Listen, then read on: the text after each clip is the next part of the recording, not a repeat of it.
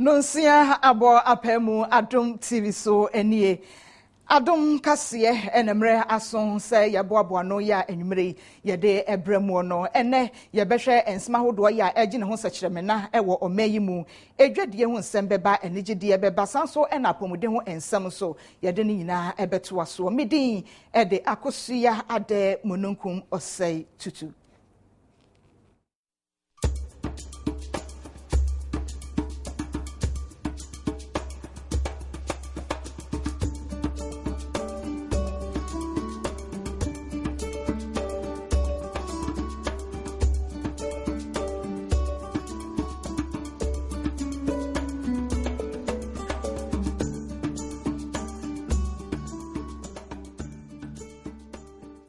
Mimamo akwaba edeba Adom nonsia empemu Kasee no eso na ene se yede ni ekire eye emontene ahodo so ni titru eye enkrandia na chese na eho obia eni age obia ekoba esanse tenten na egusuo no obi bebisa se na enokra no ene sen eneyi wo man Ghana so yede ye ho ekodom amaman ahodo a wo mo etu enedai ediese woni yedi edi enuane an aduane eye ade a ehia edema oman biada esanse so wanya aduane ani a bigiri yese wankasa komo ebedo no wo befomo a moayase no ayese kotokorodu enunti ene amansan etu ede esi ho na wodi edi enuane eda na ewose Ghana so yeyi ye ho firi mu da biara da na chese enye ye enunti enkramonten so no empanimfo ya wonom eka bia ewomuo ya chese enuane ho ensem no efa wom ho wom toto ewo mayi emu no na wom eti wo ho egu emonten so a na wodi saa teten no etintim so na ochiremu a eye Conference of the Food and Agricultural Organization FAO womo na wodi saa dwumadie no etintim so a de na womo eye enyina ene se wobema omanfo atumi ehunu enuane sesei san enesi ekro ne bo no san enesi ejina okwan be so ene yebefa so a yebetumi akora enuane ewo mreku a jese enkokopro anase awieye no enkofa okombia ema oman Ghana emu weyi enam so ema Adom Kasee yede ani eche dwumadie no ase a ye no opani kwankyerefo a wokasa ede ema omayi no enkrabata wonom ehwe enuane ho ensam so atwetwe nkombo ema wode ensemfo ahodo bi eto Adom Kasee enim.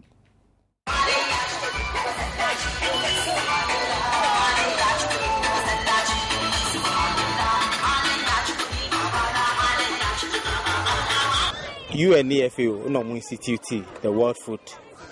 Day celebration.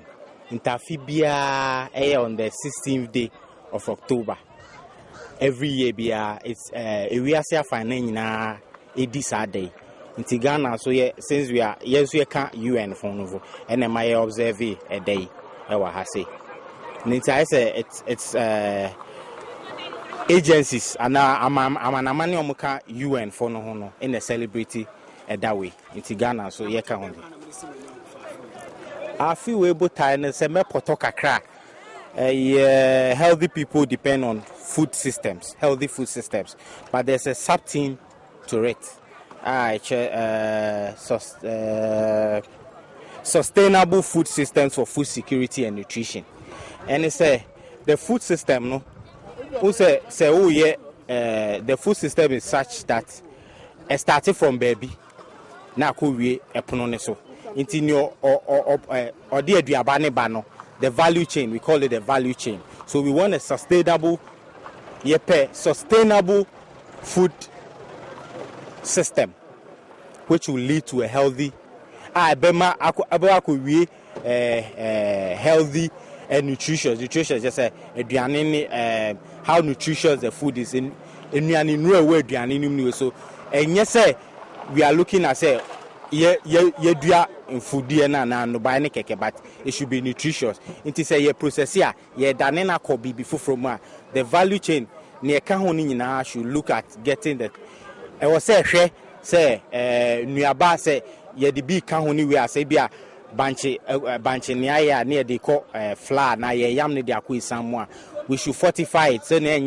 yemfa nnuane no bi enka ho se ne beye ebe lead to nutrition so dia obenya honden afim enye se wudi ahye wafu makeke so that eno ne afi botaya isi so aye de celebrate awiase afan nyina that's the same thing no be celebrate towards it. Yefri enuane nsam so ane yede yani ekre eye iyokofo akache na ene wadin sembi aba betu dwa ne woka nyina ene se sesei womo enhwehwemu a woguso ada eye edifa jida mpanimfo ho no womo nyafa nko na wie yesesei de edruso ene zoom lion adwumako no na afa RLG employment no aha no so womo guso womo ba beye enhwehwemu ye konkan pa ede afa ho sansanya de a womo ebema wobia afa oman Ghana senwa ne wabo yense edwie nam so ema Adom Kasee yene osoafo abedi akira wo hwe de wo ho ensem so fellas owusu kwache etwetwe nkomo afọ ye ne sumase eye sumase dwedi se bi amafo ye ne petemu a ntamenyi ni se be ye o hausa se be hu na ye tuana amafo ye ne sumase se bi obi ni obi ekọhye baabi na odi ademudi a se we nya obi ma na anyi wasutiri anase wo ni hyehyɛ da ho a betumi amoaboa amoachi nipa na untumi pontu ho na ne sa ni ntimi abrebi a ebedi nkoma afa ko enkata hyehyɛ ese ye hwese hyehyɛ ben ena egu apono so a eboa amase ye koye ni mu ye betumi edi saa osa no emunku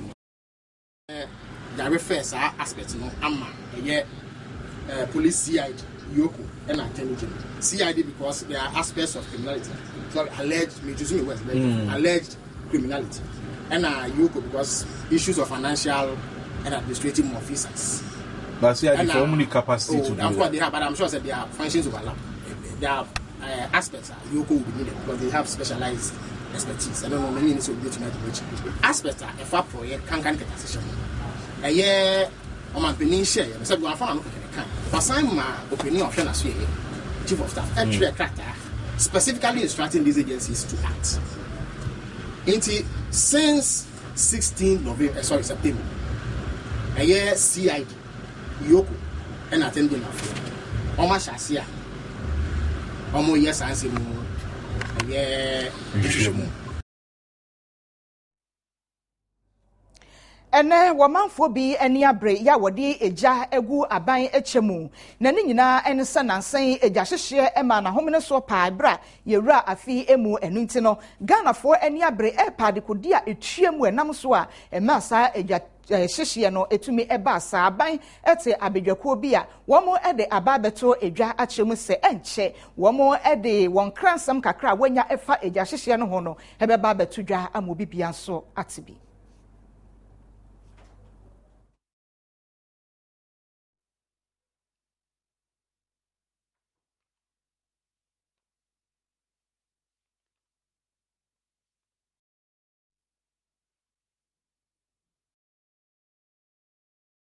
enam so ama osofo abedi akire ya wono enehwe afisam ho ensem eso eye owura James Agaga wono ede ababeto edwa akire se mpanimfo a womo epa won se womo enye saa ehwehwemu no je se womo de omo fi America manu muton ena aban ana wo mampani epa wono mo wo se won hwehwemu a waye no waye ekonkan ye papa enunti ebra wo bai de enya de a womo ba betwa Ghana fo ntro bia se bia bibi sei ena meja no hyehyeye ebaye ya eno enimu anase ababebu bi enimu na emom no womo enhwehwemu a waye adomu na ekonkan ye na wogidi ye pase eno nenam so ema eja hyehye no ebaye no wei ene wode eba betu dwa sabaye a Ghanafo ebetumi aye ahweye ne atumi ayi ye ho ede afri enema emmoa ya chese betumi ama eja hyehye aba awiye no enipa bi betumi ahwe wonom kwa ama ejapade pinso atumi asese eno nti Ghanafo entaichuku ne yentie de womo ede eba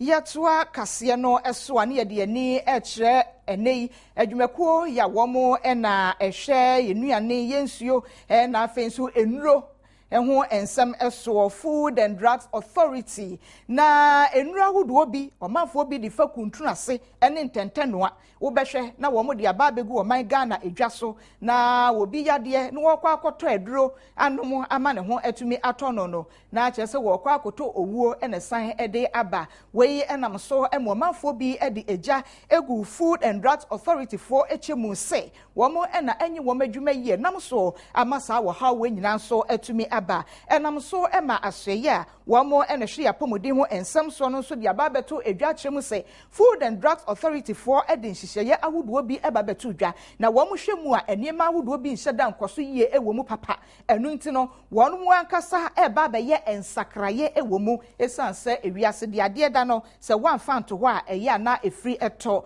wode nsem we beto edwape ena Food and Drugs Authority for so aba bontin de beto dwa se woni apomdi anso eye no eye adwene kora enye yie da biara da enya de a wo mo woso wode wo hwene eba be wurawura wo mo enwuma sem emu enu nti wonyai wonom na wo mo ankasa enye wo mo adwuma sanse wote ho no wonim nia wo ye wenam so ema Adom Kasee ye ne opanimpa baako ya wo Food and Drugs Authority ho Samuel Asante Boaten ehwetwe nkomo ema wo de ensem ahodo bi eto Adom Kasee animu a na nia wo ka nyina ne se wani enye okwane a aseye a ehwe apomde ho ensem so no epese wode wonom efa so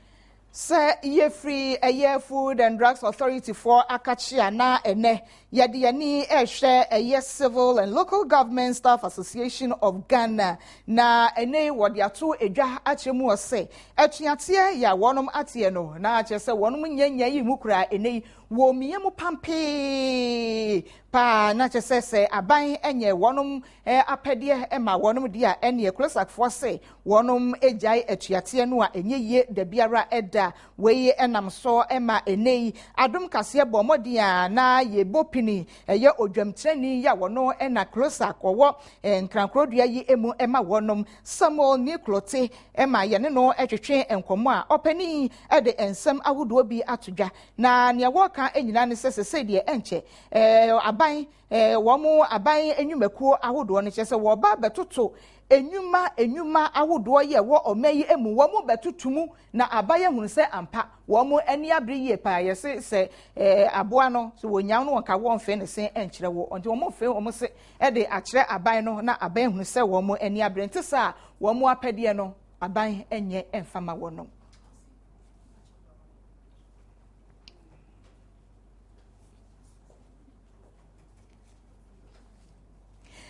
ye jina crosag for etuatie yi aso ya wo mo bemiemu yi na ya home so ye free ho ba bekwa akwaji edwadie emu ensem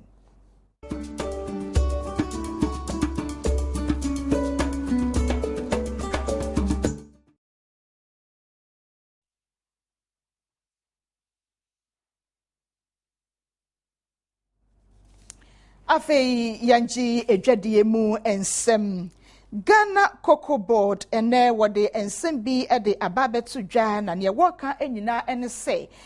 nyankropon ensane amfa ama mehwe ye dia ene na afiwe mu Ghana yedi emia papa ye ye ho ebe ye mobo eti satawisie se ensuo anto a ene ye kokoo ni nyina no ebe se ya apese no yamse na kyese ni nyina eba besese ya wanhwe yi a yenya biribibia da ewo mu efri afi edikosi afefufra ye bewremu no na wochemu a wose eye kokoo no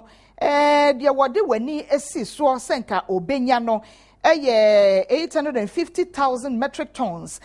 afiwei ene afia ye besimo no nenso so se wonum ehwe wiemu se de wiemu si aye na ensuo no entoto ne de a wanhwa na kyese Ghana yedi emiaye papa koko no yentumi ente se de empanifo eni edaso se ye betumi atie no enu nti mesre wada adaworoma baabi biada wo bia no se wo bompa ya yo ano abobi asro nyame se wontene wiemu na ensuo ento na koko no yentumi nya bi nkwa ma wodo so nkoton na yensuo nya sika kakra emfa emehwe how far de kra yetuwe ye gidama ede etusre we enenam so ema Adom Kasee ye bo modia na ye ne Cocoa Board openi okasa edema wonom owura no wakwasi eye ameya yene no etwetwe enkoma na wode to Adom Kasee enim sesese de womo so eye womafom de bia na wode aboa akuafo no sede beye asensuompo na obenya na wode apetepete so na betumi afifiri kakraba animu a womo ebetumi aye nsade ama wonom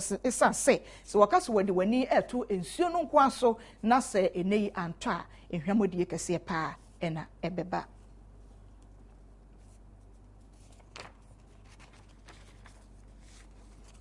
afei yemfa yeni enche amahodomu ensam so na yenkohwedie efiri ho eba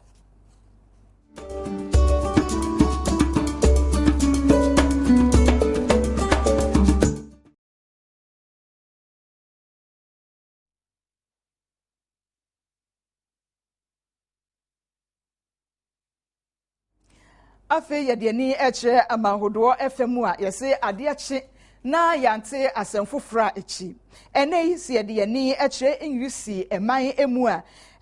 wo suku ni panimpa wadi emfie aduonu enson na enei de womo de tabo kese pa na ato ne tiri so se enya de obem wo chechire ni yi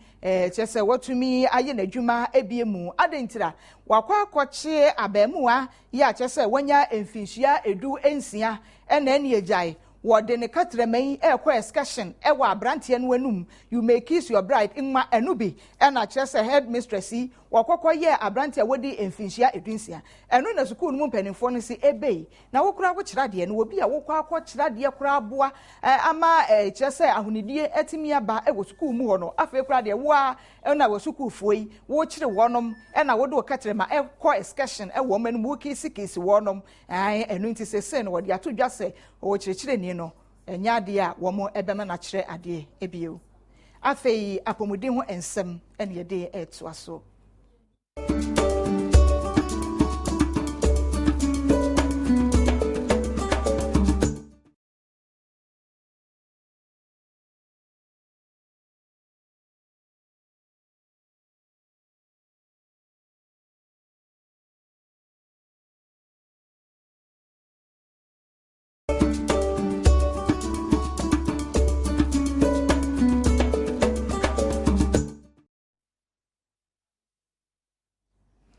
afei yentie eye apomuden ho ensem na ene openimpa baako ya apomuden ho ensem no echese wabenimu yie pa wakase empunu a epunu na wakase enshin so a ehye obenfo bedu akosa de ababeto edwase womanfo bi a eneyi wonom ato ensemu ententan sawiap chese wosori na apetehyin wanum toto baako kura no a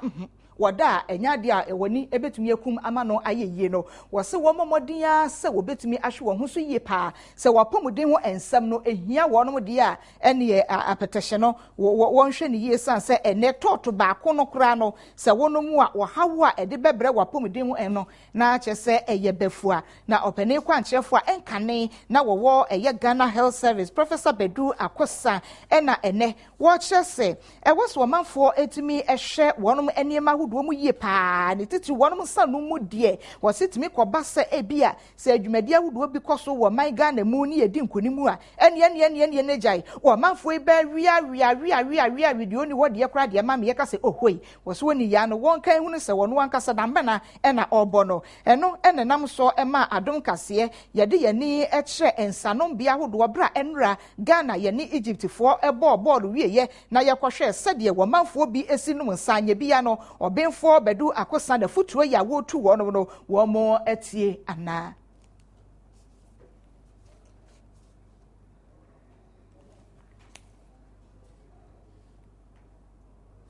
enunti enem srawada sa wono sa ya budidifo no ni nyina ka ho bi eya mo hwe ne yepa afei yebekọ akwaje ene agodie mu ensem enra ye ni Egypt ekoyie se na besia akobie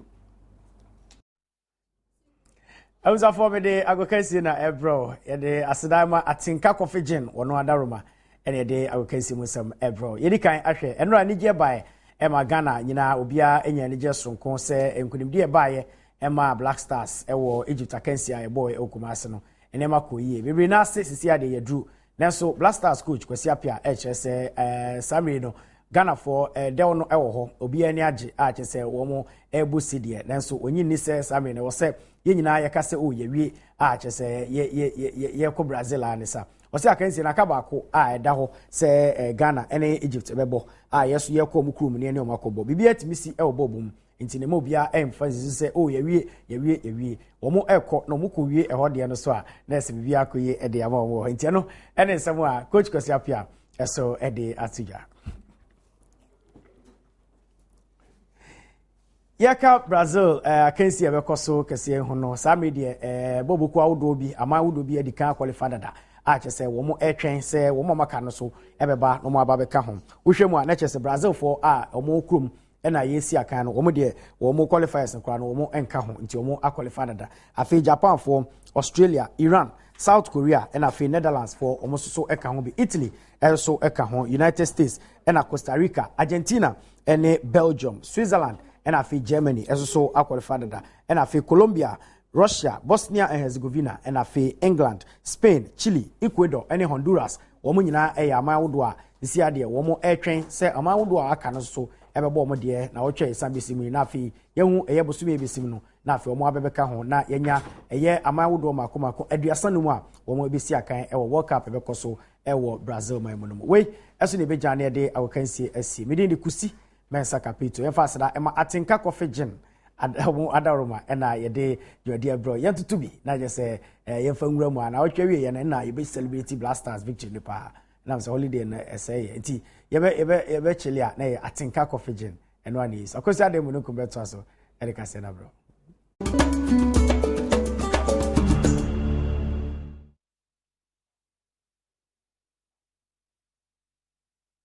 Afei enigidie Kasee ena yede ebremo no katare ababonten edinsem bi ababetu dwa de papa yi wo kan enyina ene se enkane no no manfo bi enigipa se wo beyi sini a eja nke kabrofo na nso se wo mu yi sa sini e kabrofo nyina no wodimrika tente pa ena eba de ye ka twi nu ankasabu esanse sika no eye nyefu ewo ho midipa ya wo me edito me ye Ebeneza donko sinimu studio no obransam edu katawere obransam edu katawere ebusum bedi ena de to me de to me so se edin bi a emu odu yi sinimu no se me sha ase ache na so mentroi and the producers no obu a onu ye adwuma kwa ni mu kakra no change kakra no se mu sisi akra me no ti e bi anyame pa me de be mi kokumase ori ta frem pa me twa ti adwuma ye enko retire wu mu ba gbo wu be fa pa let's go retire was no almost 75 years sebi obro ho asia utimi enya afutupa e de adwuma no obu a oba mu ba mi elu mi ensape no mema na battery so enso ni se emfa nkosi hwe to obu asema o producers no any directors no na to obu asia ebebo wankasa na producers nso bi ho ma obefa wa so usin kakra bi aya bi 2-3 sins uye parako ofa onye kokotena kamna na nimpe oye ye kra na ko be tenses ebe ma nyawo na ka kire mi say since am betwa ma no 3-4 sins oh de be adendu bi enyefe enti enokura na me de ya na mepe udi bi nokura me hawo musumu siame na mboa mo